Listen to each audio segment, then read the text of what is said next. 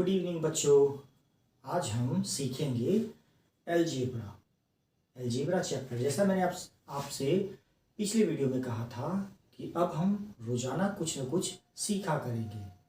अब हम एक नए चैप्टर अलजेब्रा को लेकर आए हैं। एक्चुअल में ये आपके लिए नए चैप्टर नहीं है, ये बहुत ही पुराने हैं, लेकिन हम इसके बारे में जानेंगे आज। बहुत ही कम समय में हम इसे पूरा करेंगे। कम समय इन द सेंस कि आप लंबे लंबे वीडियोस देखते होंगे, एक एक घंटे की वीडियोस देखते होंगे, जिसमें कि आपको वही चीज़ सिखाया जाएगा जो आज मैं आपको बोर्ड पर सिखाऊंगा। तो चलिए आते हैं अब मैथ पे। मैथ क्या है? चलिए छोड़िए, मैथ आया कहाँ से। ऐसा माना जाता है कि सबसे पहले मैथ सुमेरियन ने इजाद किया था। सुमेरियन सभ्यता जो थे, उन्होंने मैथ्स आविष्कार किया था। फादर ऑफ मैथ किसे कहे जाते हैं ये तो आपको पता ही होगा, आर्किमिडीज को। फादर ऑफ मैथ किसे कहा जाता है? आर्किमिडीज, जिन्होंने पाई को इन्वेंट किया था, उन्हें ही आर्किमिडीज को क्या कहा जाता है? इन्वेंटर ऑफ मैथ, ये father of math, sorry father of math उन्हें ही बोला जाता है। समय दर समय हम नए नए खोज करते गए। मैथ शुरू से ही प्रैक्टिकल में रहा। मैथ के बनने से लोग गणना करने लगे, काउंटिंग करने लगे। उस समय एस्ट्रोलॉजिस्ट जो भी हुआ करते थे, वो यहीं से बैठकर वो दूरी बता दिया करते थे। सूरज से पृथ्वी की दूरी, सूरज के चारों ओर पृथ्वी चक्कर लगाता है, ये सब आखिर उन्होंने कैसे सीखा? जब तक मैथ नहीं आया तब तक वो नहीं जानते थे, लेकिन धीरे धीरे जब मैथ सभी लोगों ने सीख लिया तो नई नई खोजें भी होनी शुरू हो गई। कोई भी चीज़, कोई भी थ्योरी जो होती है, हम मैथ से ही प्रूव करते हैं। इसमें सबसे इंपॉर्टेंट जो रोल प्ले कर रहा है वो है अलजेब्रा। तो चलिए अलजेब्रा के बारे में हम बेसिक से जानेंगे। और इस क्लास में क्या होगा ना कि हम जूनियर क्लास के भी बच्चे इसे अटेंड कर सकते हैं। आप जहाँ कहीं भी, जहाँ से भी आप सुन रहे हो, आप इसे देखें। 10 से 15 मिनट में ये आपको बहुत ही ज्ञानवर्धक बातों को देगा और आप बड़े बड़े प्रश्नों को भी हल कर पाएंगे। तो चलिए देखते हैं अलजेब्रा के बारे में। तो सबसे पहले अलजेब्रा वर्ड जो है, इसके बारे में हम लोग जानेंगे, जो कि आप वीडियोस तरह तरह का देखते होंगे, इसमें पता नहीं चल पाता हो कि आखिर ये किन्होंने खोजा, किन्होंने अलजेब्रा को दुनिया के सामने लाया। तो वो थे अल ख्वारिज़मी, मोहम्मद मूसा अल ख्वारिज़मी। ये फारसी थे। इन्होंने क्या किया? ये प्रैक्टिकल किए। प्रैक्टिकल दैट मीन्स कि जो भी इक्वेशंस हुआ करते थे, उन्हें वो इक्वल टू जीरो ला दिया करते थे। उस समय अलजेब्रा को उन्होंने सिफ्र नाम दिया था। सिफ्र नाम से अलजेब्रा को जाना जाता था। कौन जानते थे?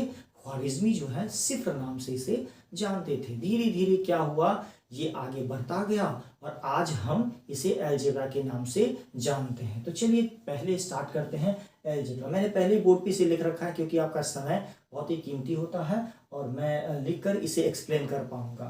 तो चलिए अलजेब्रा के बारे में जानते हैं कि algebra is the study of mathematical symbol and the rules for manipulating this symbol in formula. Algebra क्या है? ध्यान से देखना बच्चों, कॉपी कलम ले लो और लिखते रहना।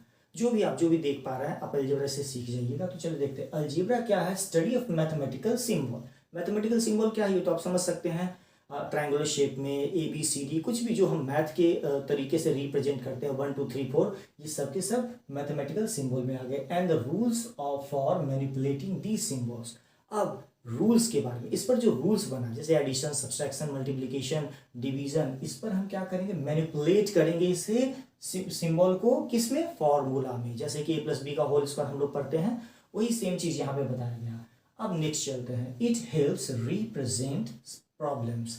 ये मदद किस में करता है? प्रॉब्लम्स को रिप्रेजेंट करने में, या सिचुएशंस को, जो भी सिचुएशन क्रिएट होता है उसे हम रिप्रेजेंट करते हैं in the form of mathematical expression.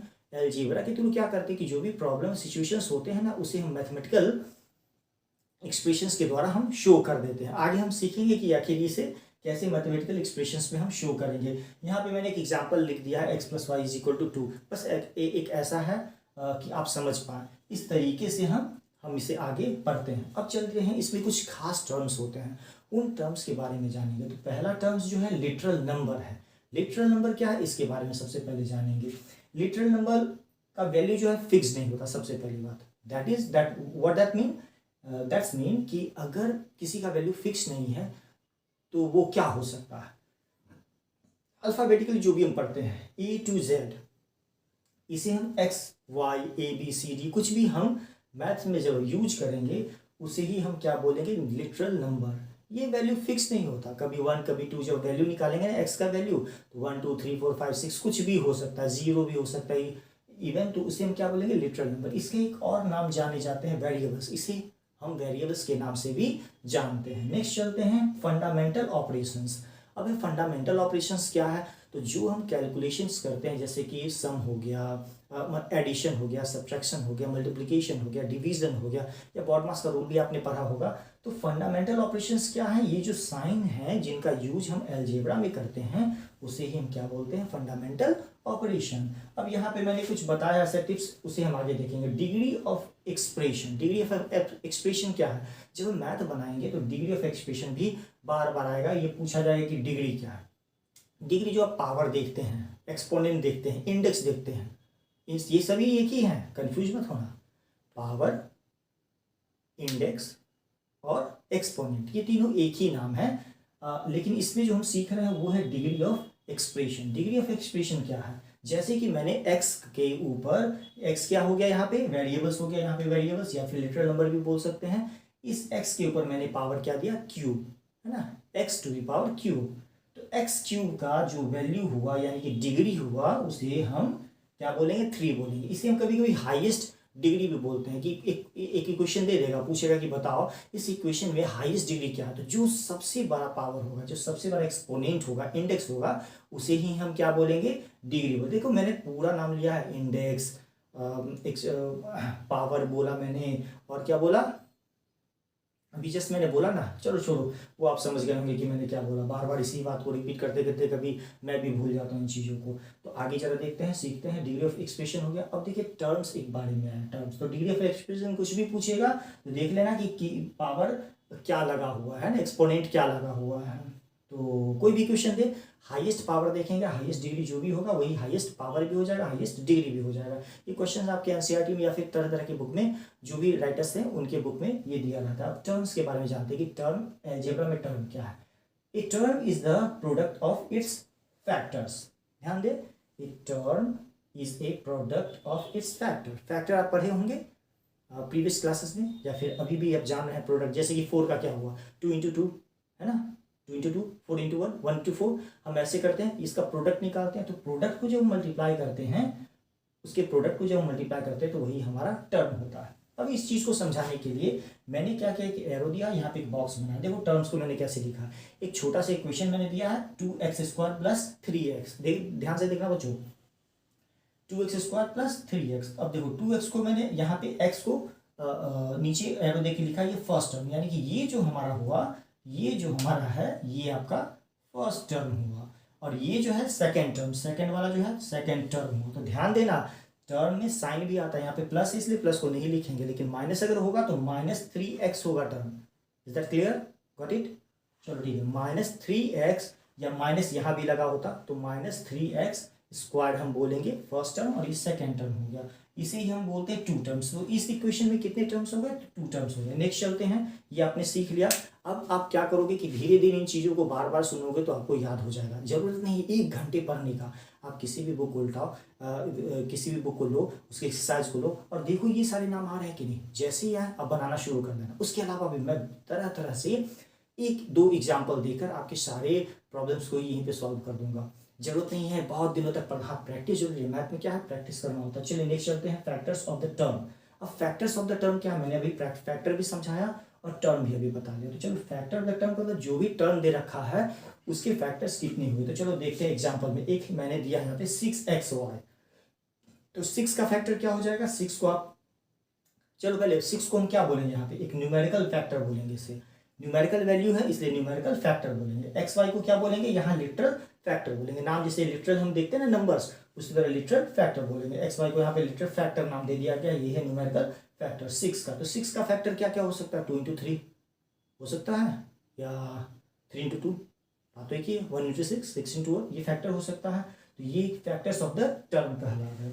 अब देखते हैं आगे, मतलब आगे तो भी कुछ है नहीं, लेकिन आगे हम क्या जानेंगे, आगे मतलब कि अभी और थोड़ा बढ़ेंगे, जिसमें कि हम आगे पढ़ेंगे we will study about the tree diagram, tree diagram के बारे में, फिर कांस्टेंट के बारे में, फिर कोएफिशिएंट के बारे में, फिर वेरिएबल्स के बारे में, एंड ऑपरेटर जिसको हम साइन भी बोलते हैं। ये जो आपने देखा ना फंडामेंटल ऑपरेशंस, इसे ही हम ऑपरेटर के नाम से जानते हैं। कोएफिशिएंट, वेरिएबल्स, ट्री डायग्राम और कांस्टेंट, ये जब हम जानेंगे तो मैथ्स में बनाना हम शुरू कर देंगे। ये आज का छोटा सा एक वीडियो है। चूँकि वीडियो बनाने में काफ़ी समय लगता है, टाइम भी देना पड़ता है, मैंने इसे आज बेस्ट तो नहीं कहूँगा, लेकिन थोड़ा देकर, समय देकर आपको समझाने की मैंने कोशिश की है। तो आप कोशिश करें कि इसे एक बार रीड करें और कल की प्रिपरेशन के लिए ज़रूर तैयार हो जाए, या नेक्स्ट वीडियो जब भी मुझे समय मिलेगा मैं डालूंगा, और आप इसे ज़रूर देखना। आपको मेरे ख्याल से कमज़ोर तो कोई नहीं कहेगा। आप ये समझकर मैथ्स किसने बनाया, अलजेब्रा वर्ड कहाँ से आया, या फिर इसे किसने इन्वेंट किया, ये बेसिक नॉलेज जो आपको नहीं मिलने वाला, यहाँ आप सीख पाएंगे। इसके अलावा भी हम चलेंगे, साइंस पे चलेंगे, इंग्लिश पे चलेंगे, और तरह तरह के साइंस को जब हम टर्म को एक्सप्लेन करेंगे, उसमें बहुत ही मज़ेदार क्लास होने वाला है। आप देखिएगा, ध्यान से समझिएगा। तब तक के लिए, अभी के लिए मैं आपको कहूँगा good bye, see you again, और आप वेट करें। Don't forget to subscribe and like, subscribe और लाइक करना ना भूलें। अभी तक के लिए गुड बाय।